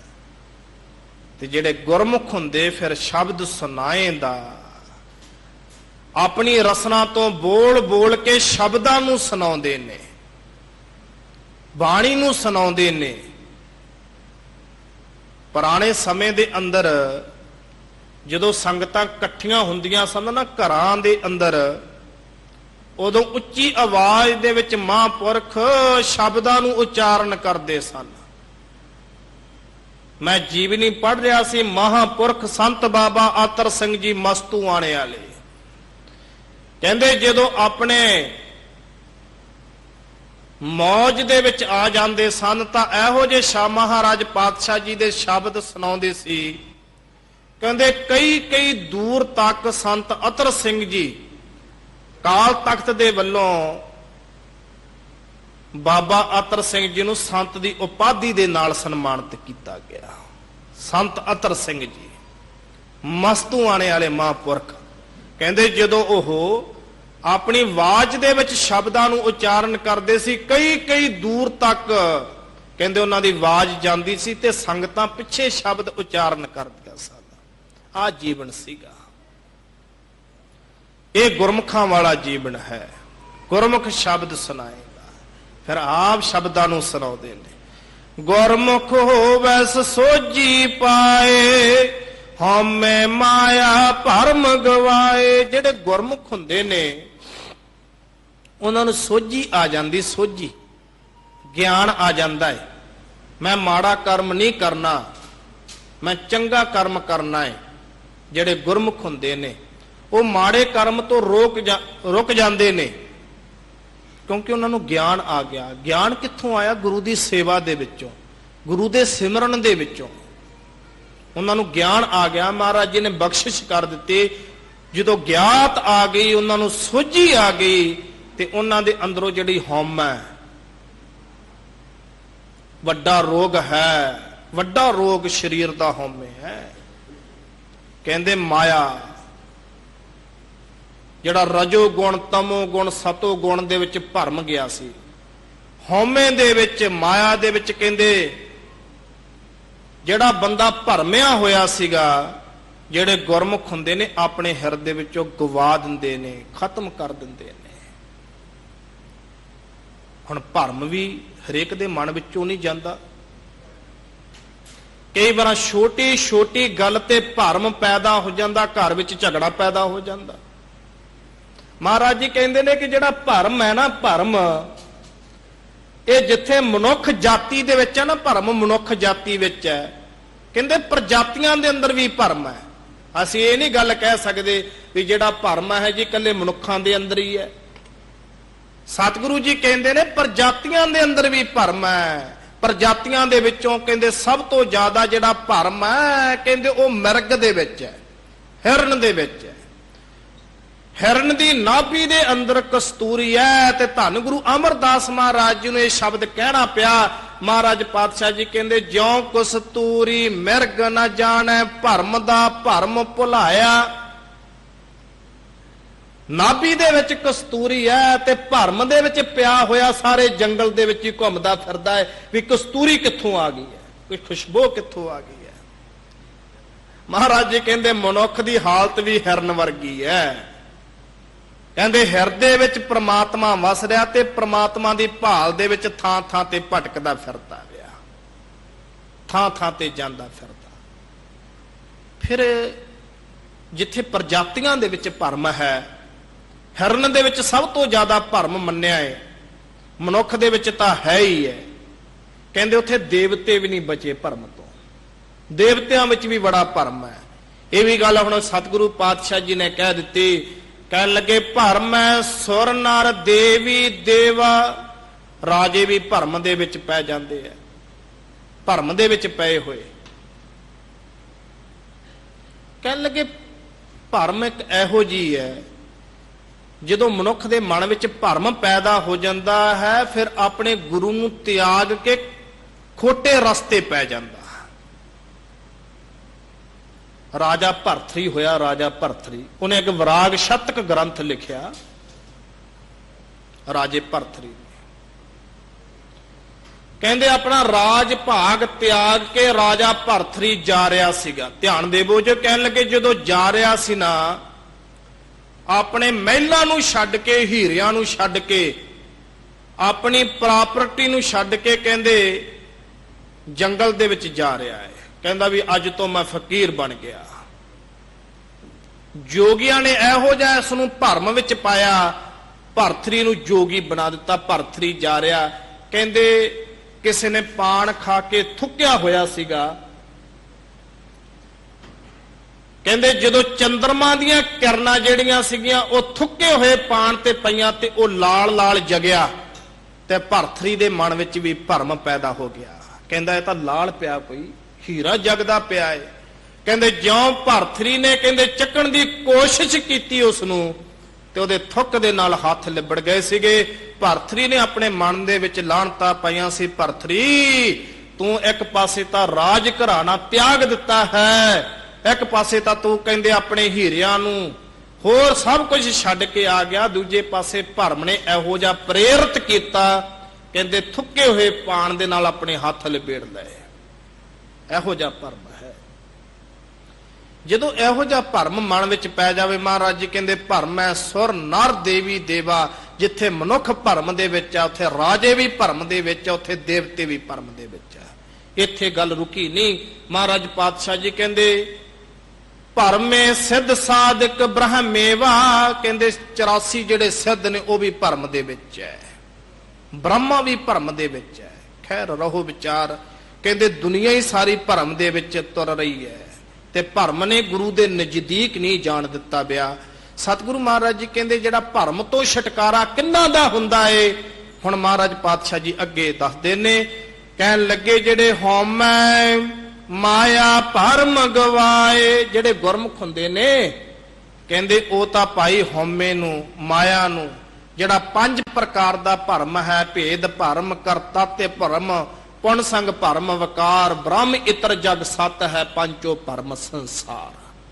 ਇਹ 5 ਪ੍ਰਕਾਰ ਦਾ ਜਿਹੜਾ ਭਰਮ ਹੈ ਸੰਸਾਰ ਦੇ ਅੰਦਰ, ਉਹ ਜਿਹੜੇ ਗੁਰਮੁਖ ਹੈ ਗਵਾ ਦਿੰਦੇ ਨੇ, ਖਤਮ ਹੋ ਜਾਂਦਾ ਹੈ। ਗੁਰ ਕੀ ਪੌੜੀ ਊਤਮ ਉੱਚੀ, ਦਰ ਸੱਚੈ ਹਰ ਗੁਣ ਗਾਏਂਦਾ। ਜਿਹੜੀ ਗੁਰੂ ਦੀ ਪੌੜੀ ਹੈ, ਰੁਤਬਾ ਹੈ, ਕਹਿਣ ਲੱਗੇ ਬੜਾ ਉੱਚਾ ਹੈ, ਇਹ ਉੱਤਮ ਹੈ। ਜਿਵੇਂ ਪੌੜੀ ਤੇ ਚੜ ਕੇ ਮਕਾਨ ਤੇ ਚੜ ਜਾਈਦਾ ਹੈ, ਜੇ ਪੌੜੀ ਨਾ ਹੋਵੇ ਤਾਂ ਕਿਸੇ ਮਹੱਲ ਤੇ ਕਿਸੇ ਮਕਾਨ ਤੇ ਚੜਨਾ ਅਸੰਭਵ ਹੈ। ਕਹਿੰਦੇ ਇਸੇ ਤਰ੍ਹਾਂ ਗਿਆਨ ਦੀ ਪੌੜੀ ਲੈ ਕਰਕੇ ਤੇ ਗੁਰੂ ਦੇ ਦਰਵਾਜ਼ੇ ਤੇ ਆ ਜਾਈਦਾ ਬਿਆ। ਇਹ ਉੱਚੀ ਹੈ। ਉਹਦਾ ਵਾਹਿਗੁਰੂ ਦਾ ਦਰ ਵੀ ਸੱਚਾ ਹੈ। ਜਿਹੜੇ ਗੁਰਮੁਖ ਹੈ ਉਹ ਸੱਚੇ ਦਰ ਤੇ ਆ ਕੇ ਹਰ ਗੁਣ ਗਾਏਂਦਾ, ਹਰੀ ਦੇ ਗੁਣਾਂ ਨੂੰ ਗਾਉਂਦੇ ਹਨ। ਗੁਰਮੁਖ ਸੱਚ ਸੰਜਮ ਕਰਨੀ ਸਾਰ, ਗੁਰਮੁਖ ਪਾਏ ਮੁਖ ਦਵਾਰ। ਆਖਰਲੀਆਂ ਪੰਕਤੀਆਂ ਦੇ ਆਪਾਂ ਨਜ਼ਦੀਕ ਪਹੁੰਚੇ ਹਾਂ। ਸਤਿਗੁਰੂ ਮਹਾਰਾਜ ਪਾਤਸ਼ਾਹ ਜੀ ਸਾਨੂੰ ਉਪਦੇਸ਼ ਦਿੰਦੇ ਨੇ, ਜਿਹੜੇ ਗੁਰਮੁਖ ਹੁੰਦੇ ਨੇ ਉਹਨਾਂ ਅੰਦਰ ਸੱਚ, ਉਹਨਾਂ ਨਾਲ ਸੰਜਮ ਹੁੰਦਾ ਹੈ। ਸੰਜਮ ਬੜਾ ਜ਼ਰੂਰੀ ਹੈ। ਫਿਰ ਉਹਨਾਂ ਦੀ ਜਿਹੜੀ ਕਥਨੀ ਤੇ ਉਹਨਾਂ ਦੀ ਕਰਨੀ, ਉਹ ਕਹਿੰਦੇ ਸ੍ਰੇਸ਼ਟ ਹੁੰਦੀ ਹੈ ਗੁਰਮੁਖਾਂ ਦੀ। ਉਹਨਾਂ ਦੇ ਅੰਦਰ ਸੱਚ ਹੁੰਦਾ, ਉਹਨਾਂ ਅੰਦਰ ਸੰਜਮ ਹੁੰਦਾ ਹੈ। ਜਿਵੇਂ 10ਵੇਂ ਪਾਤਸ਼ਾਹ ਮਹਾਰਾਜ ਜੀ ਨੇ ਸਾਨੂੰ ਬਚਨ ਕਰਕੇ ਸਮਝਾਇਆ ਏ, ਅਲਪ ਆਹਾਰ ਸੁਲਪ ਸੀ ਨਿੰਦਰਾ, ਦਇਆ ਸ਼ਿਮਾ ਤਨ ਪ੍ਰੀਤ, ਸੀਲ ਸੰਤੋਖ ਸਦਾ ਨਰ ਵਾਹਿਬੋ, ਹੈ ਬਿਓ ਤ੍ਰੈ ਗੁਣ ਤੀਤ। ਘੱਟ ਖਾਣਾ, ਘੱਟ ਬੋਲਣਾ, ਸੰਜਮ ਦੇ ਵਿੱਚ ਰਹਿਣਾ ਪਿਆ। ਨੀਂਦ ਘੱਟ ਲੈਣੀ, ਪ੍ਰਭੂ ਦੇ ਸਿਮਰਨ ਦੇ ਵਿੱਚ ਜੁੜਨਾ। ਜਿਹੜੇ ਗੁਰਮੁਖ ਹੁੰਦੇ ਨੇ ਉਹ ਸੱਚ ਦੇ ਧਾਰਨੀ ਹੁੰਦੇ ਨੇ, ਸੰਜਮ ਦੇ ਵਿੱਚ ਰਹਿੰਦੇ ਹਨ। ਉਹਨਾਂ ਦੀ ਜਿਹੜੀ ਕਰਨੀ ਹੈ, ਕਥਨੀ ਹੈ, ਉਹ ਭਾਈ ਸਾਰ ਸ੍ਰੇਸ਼ਟ ਹੁੰਦੀ ਹੈ। ਗੁਰਮੁਖ ਪਾਏ ਮੋਖ ਦਵਾਰ। ਜਿਹੜੇ ਗੁਰਮੁਖ ਹੁੰਦੇ ਨੇ ਉਹ ਕਹਿੰਦੇ ਮੁਕਤੀ ਦੇ ਦਰਵਾਜ਼ੇ ਤੇ ਉਹਨਾਂ ਨੂੰ ਮੁਕਤੀ ਦਾ ਦਰਵਾਜ਼ਾ ਜਿਹੜਾ ਉਹ ਪ੍ਰਾਪਤ ਹੋ ਜਾਂਦਾ। ਮੁਕਤੀ ਦਾ ਦਰਵਾਜ਼ਾ ਭਾਵੇਂ ਵਿਦਵਾਨਾਂ ਨੇ 4 ਪ੍ਰਕਾਰ ਦੀ ਮੁਕਤੀ ਲਿਖੀ ਹੈ, ਮੋਖ ਲਿਖੀ ਹੈ, ਸ਼ਲੋਕ ਮੁਕਤੀ, ਸਮੀਪ ਮੁਕਤੀ, ਸਜੁਜ ਮੁਕਤੀ ਔਰ ਸਰੂਪ ਮੁਕਤੀ। 4 ਪ੍ਰਕਾਰ ਦੀ ਮੁਕਤੀ ਲਿਖੀ ਹੈ। ਪਰ ਕਹਿੰਦੇ ਜਿਹੜੀ ਸਤਿਗੁਰੂ ਵਿੱਚ ਭੇਦ ਹੋ ਜਾਣਾ ਪਿਆ, ਗੁਰਮੁਖ ਵਾਸਤੇ ਇਹੀ ਸਭ ਤੋਂ ਵੱਡੀ ਮੁਕਤੀ ਹੈ। ਗੁਰਮੁਖ ਪਾਏ ਮੁਖ ਦਵਾਰ, ਗੁਰੂ ਦੇ ਦਰਵਾਜ਼ੇ ਤੇ ਜਿਹੜੇ ਆ ਜਾਂਦੇ ਨੇ, ਜਿਨ੍ਹਾਂ ਨੇ ਆਪਣਾ ਇਹ ਤਹਈਆ ਕਰ ਲਿਆ, ਸਗਲ ਦਵਾਰ ਕੋ ਛਾੜ ਕੇ ਗਇਓ ਤੁਹਾਰੋ ਦਵਾਰ, ਬਾਹੇ ਗਏ ਕੀ ਲਾਜ ਅਸ ਕੋ। ਜਿਨ੍ਹਾਂ ਨੇ ਇਹ ਕਹਿ ਲਿਆ ਮਰੋ ਤਾਂ ਹਰ ਕੇ ਦਵਾਰ, ਜੇ ਮਰਨਾ ਤੇ ਹਰੀ ਦੇ ਦਰਵਾਜ਼ੇ ਤੇ ਜਾ ਕੇ ਮਰਨਾ ਹੈ। ਫਿਰ ਕਹਿੰਦੇ ਜਿਨ੍ਹਾਂ ਨੇ ਇਹ ਦਰਵਾਜ਼ਾ ਚੁਣ ਲਿਆ ਨਾ, ਇਹ ਦਰ ਚੁਣ ਲਿਆ, ਇਹ ਦਰ ਸਭ ਤੋਂ ਵੱਡਾ ਦਰ ਹੈ, ਗੁਰੂ ਨਾਨਕ ਦਾ ਦਰ ਹੈ ਮੁਖ ਦਵਾਰ। ਫਿਰ ਇੱਥੋਂ ਪ੍ਰਾਪਤੀ ਹੋ ਜਾਂਦੀ ਮੁਖ ਦੀ। ਭਾਏ ਭਗਤ ਸਦਾ ਰੰਗ ਰਾਤਾ, ਆਪ ਗਵਾਏ ਸਮਾਏਂਦਾ। 8 ਬੰਦਾਂ ਦੀ ਇੱਕ ਕਥਾ ਸੀਗੀ। ਕਹਿੰਦੇ ਹਮੇਸ਼ਾ ਹੀ ਜਿਹੜੇ ਗੁਰਮੁਖ ਹੁੰਦੇ ਨੇ, ਕਹਿੰਦੇ ਭਗਤ ਦੇ ਵਿੱਚ, ਭਗਤੀ ਦੇ ਵਿੱਚ ਪ੍ਰੇਮ ਕਰਦੇ ਨੇ, ਭਗਤੀ ਦੇ ਅੰਦਰ ਸਦਾ ਰੰਗ ਰਾਤਾ, ਹਮੇਸ਼ਾ ਜਿਹੜੇ ਰੰਗ ਦੇ ਵਿੱਚ ਤਦਾਕਾਰ ਰੰਗ ਦੇ ਵਿੱਚ ਰਤੇ ਜਾਂਦੇ ਨੇ। ਜਿਨ੍ਹਾਂ ਨੂੰ ਜਾ ਕੋ ਹਰ ਰੰਗ ਲਾਗੋ ਇਸ ਯੁੱਗ ਮੈਂ, ਜਿਨ੍ਹਾਂ ਨੂੰ ਇਸ ਯੁੱਗ ਦੇ ਵਿੱਚ ਹਰੀ ਦਾ ਰੰਗ ਲੱਗ ਗਿਆ। ਕਹਿੰਦੇ ਫਿਰ ਉਹਨਾਂ ਦੇ ਵਿੱਚੋਂ ਕੀ ਹੁੰਦਾ, ਆਪ ਗਵਾਏ, ਉਹਨਾਂ ਵਿੱਚੋਂ ਆਪਾ ਭਾਵ ਕਹਿੰਦੇ ਨਾਸ ਹੋ ਜਾਂਦੀ ਹੈ। ਆਪ ਗਵਾਏ ਸਮਾਏ ਦਾ, ਪ੍ਰਭੂ ਦੇ ਵਿੱਚ ਸਮਾ ਜਾਂਦੇ ਨੇ। ਉਹਨਾਂ ਵਿੱਚੋਂ ਆਪਾ ਭਾਵ ਖਤਮ ਹੋ ਜਾਂਦਾ। ਉਹਨਾਂ ਨੂੰ ਸੋਨਾ ਤੇ ਲੋਹਾ ਬਰਾਬਰ ਲੱਗਦਾ ਏ, ਮਾਣ ਅਪਮਾਨ ਬਰਾਬਰ ਹੋ ਜਾਂਦੇ ਨੇ।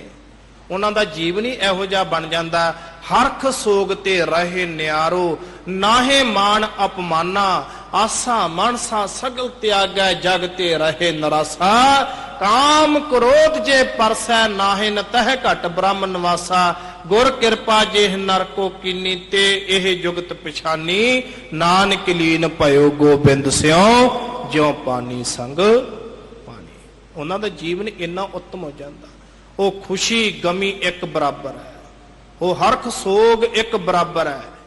ਉਹਨਾਂ ਨੂੰ ਕੋਈ ਮਾਣ ਅਪਮਾਨ ਦੀ ਗੱਲ ਹੀ ਨਹੀਂ ਹੈਗੀ ਵੀ, ਨਾ ਉਹਨਾਂ ਨੂੰ ਕੋਈ ਮਾਣ ਤੇ ਕੋਈ ਬਹੁਤੀ ਜ਼ਿਆਦੀ ਖੁਸ਼ੀ, ਕੋਈ ਉਹਨਾਂ ਦਾ ਅਪਮਾਨ ਕਰ ਦੇਵੇ, ਕੋਈ ਬਹੁਤਾ ਜ਼ਿਆਦਾ ਗਿਲਾ ਸ਼ਿਕਵਾ ਨਹੀਂਗਾ।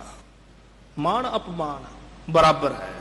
ਸਤਿਗੁਰੂ ਜੀ ਕਹਿੰਦੇ ਇਹੋ ਜਿਹੇ ਜਿਹੜੇ ਗੁਰਮੁਖ ਹੁੰਦੇ ਨੇ, ਉਹ ਕਹਿੰਦੇ ਭਗਤੀ ਦੇ ਵਿੱਚ ਕਹਿੰਦੇ ਤਦਾਕਾਰ ਹੋ ਜਾਂਦੇ ਨੇ। ਆਪ ਗਵਾਏ ਸਮਾਏਂਦਾ, ਆਪਣਾ ਆਪ ਭਾਵ ਗਵਾ ਦਿੰਦੇ ਨੇ, ਨਿਵਰਤ ਕਰ ਦਿੰਦੇ ਨੇ, ਹਉਮੈ ਖਤਮ ਕਰ ਦਿੰਦੇ ਨੇ, ਤੇ ਪ੍ਰਭੂ ਦੇ ਵਿੱਚ ਭੇਦ ਹੋ ਜਾਂਦੇ ਨੇ। ਇਹੋ ਜਿਹੇ ਜਿਹੜੇ ਗੁਰਮੁਖ ਨੇ ਉਹ ਸੰਸਾਰ ਤੇ ਆਉਂਦੇ ਨੇ, ਵਾਹਿਗੁਰੂ ਦੇ ਲੜ ਲੱਗ ਕੇ ਵਾਹਿਗੁਰੂ ਵਿੱਚ ਭੇਦ ਹੋ ਜਾਂਦੇ ਨੇ। ਉਹਨਾਂ ਦਾ ਕੇਵਲ ਜਿਹੜਾ ਪ੍ਰਯੋਜਨ ਇਹੀ ਹੁੰਦਾ ਹੈ, ਆਪ ਜਪੈ ਅਵਰਹਿ ਨਾਮ ਜਪਾਵੈ। ਉਹ ਆਪ ਜਪਦੇ ਨੇ ਤੇ ਹੋਰਨਾਂ ਨੂੰ ਨਾਮ ਜਪਾਉਂਦੇ ਹਨ।